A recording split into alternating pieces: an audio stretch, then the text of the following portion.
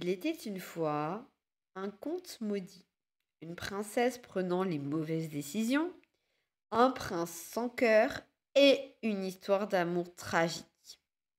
Bonjour à tous, je suis Lady Scarlett et aujourd'hui j'ai décidé de mettre à l'honneur la trilogie Il était une fois un cœur brisé ou, en anglais, Once Upon a Broken Heart de Stephanie Garber.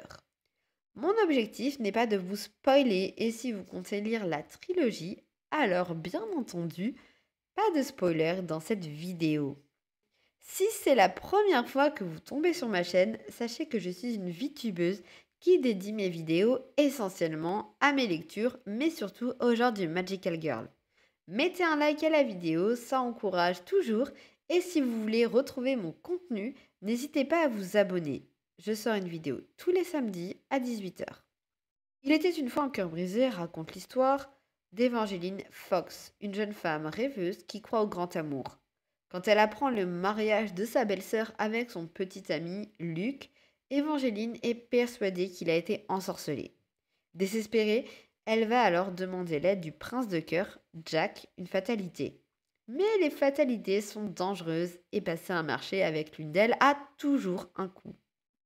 Voici le résumé du tome 1 de Il était une fois un cœur brisé. La saga comporte 3 romans.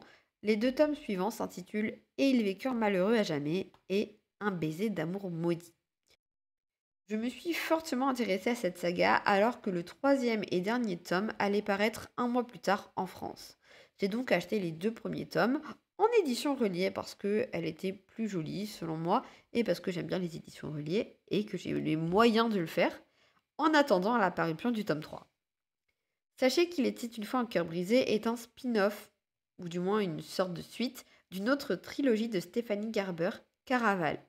Jack, personnage principal de Il était une fois un cœur brisé, est aussi un personnage, cette fois-ci secondaire, de Caraval. Toutefois, malgré que des références soient faites à Caraval, il n'est pas nécessaire d'avoir lu cette trilogie pour apprécier la lecture de Il était une fois un cœur brisé. D'ailleurs, pour ma part, je n'ai jamais lu Caraval. Mais Il était une fois un cœur brisé m'a donné envie de le lire. Il était une fois un cœur brisé est une véritable romantaisie, dans le sens où la romance, l'amour, est au cœur même du récit et propulse l'intrigue. Les mésaventures d'Évangeline sont liées à ses relations amoureuses et aux liens émotionnels. Le récit nous transporte dans une ambiance très enchanteresse, de contes de fées, et c'était exactement ce que j'attendais de ce livre. Après, il y a des points que j'ai moins appréciés.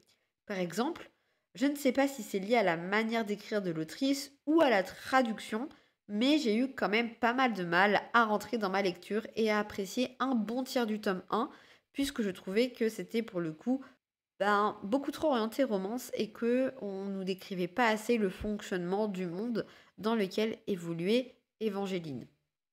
Par contre, une fois bien entrée dans ma lecture, j'ai vraiment adoré. Parlons un peu des personnages. Tout d'abord, on a Évangeline, personnage pleine d'espoir et hyper gentille. En revanche, elle prend toutes les mauvaises décisions. Dès qu'il y a un piège, une arnaque ou je ne sais quoi qui va lui apporter des ennuis, elle y va, tête la première, les 2 pieds joints. Ensuite, il y a Jack, un vrai book boyfriend.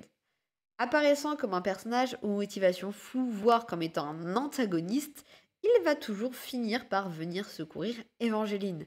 C'est vraiment le personnage qui brûlerait le monde entier pour la sécurité et l'élu de son cœur. En parlant d'élus de leur cœur, eux, ils sont totalement dans le déni. Attirés l'un par l'autre, ils se refusent à le voir. Il y a plein d'autres personnages dont j'aimerais parler, mais difficile de le faire sans spoiler. Il y a Apollon, le prince charmant de contes de fées dont l'évolution est hyper intéressante, mine de rien. Et puis il y a Lala et Kao. J'aurais vraiment aimé plus de focus sur ces personnages car je les ai adorés et j'aimerais beaucoup que Stephanie Garber écrive un livre soit sur Lala, soit sur Kao. Le tome 1 pose l'intrigue et le décor. On plante les graines qui vont permettre à l'histoire de se mettre en place. Le tome 2 est une vraie pépite quant à elle. Vraiment, je l'ai adoré, je pense que c'est mon tome préféré.